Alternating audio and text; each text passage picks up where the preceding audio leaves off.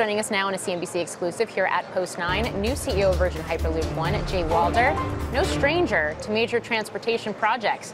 Thanks for joining us. My pleasure. So you're looking to build the first Hyperloop One in India. Why India? Why not the U.S.? Well, we're looking at both. And so I think that's one of the things I should clarify. We have 4 studies underway in the U.S. right now in the Midwest, Ohio, in Texas, Colorado, and in Missouri, where we actually completed the first study about a project from St. Louis to Kansas City.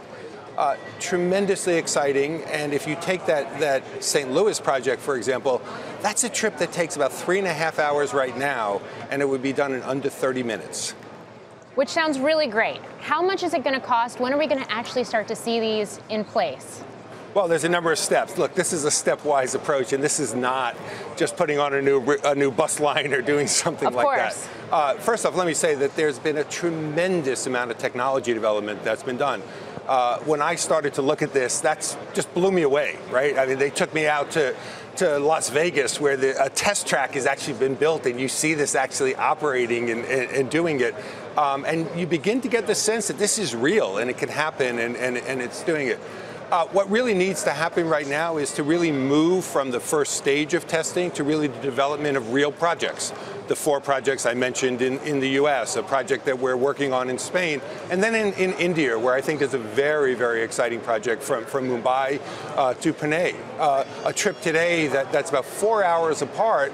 And we have been designated as the original project proponent for this right now, which means that we are starting the work on this project with the government cooperatively. We still have some more work to do in the procurement process, but I believe that we could be in construction on the first loop, the first 11-kilometer test loop in 2019. Jay, the controversy around this company is immense. From Shervin Pishevar, the co-founder, no longer involved with the company, Rob Lloyd, recently the CEO, now not there anymore, Richard Branson stepping back as chairman. There was an early deal with Russia that now looks a bit more controversial than it did at the time 2.5 years ago. Saudi Arabia looks like it's stepping back from its investment. Maybe you can clarify that. And then there are reports of massive layoffs as well and questions about your cash position. So Saudi first and then cash.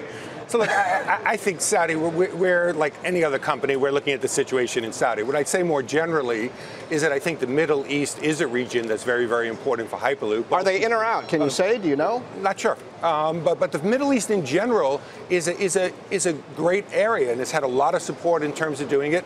And the idea that Hyperloop could be knitting together the GCC is actually real in terms of being able to do it. We're thrilled that DP World is one of our main investors, and to go to your point about funding, our current investors are leading this round of funding. DP World is leading that round, all of our current investors, and I'm really excited about that in terms of being able to do it. Look, there's history, no question about that. No one can, but it is history. I think what you're really seeing today is the evolution of the company, the maturity of the company, the real pivot in development from something that says, hey, we've done fantastic tech. We'll continue to do fantastic tech. We're an incredible tech company. The people here blow me away. But we also have to pivot now toward really being commercial, to really setting these up as real projects. And we're starting to tick off the things that say, what makes this happen and how do we do that effectively? It sounds like the potential is richer overseas than it is here at home. I think it's both, right? I mean, I think we have a number of projects here. I'll tell you, I haven't started yet. Tuesday is my first day. Monday's the holiday, of course.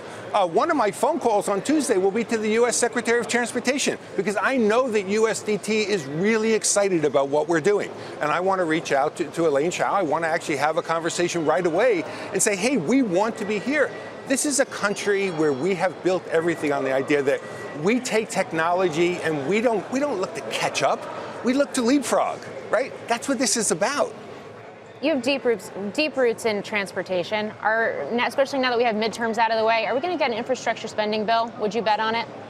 I actually think so. And I think one of the things that I love about Hyperloop, it's totally bipartisan. I don't know anything else right now that actually is really purple.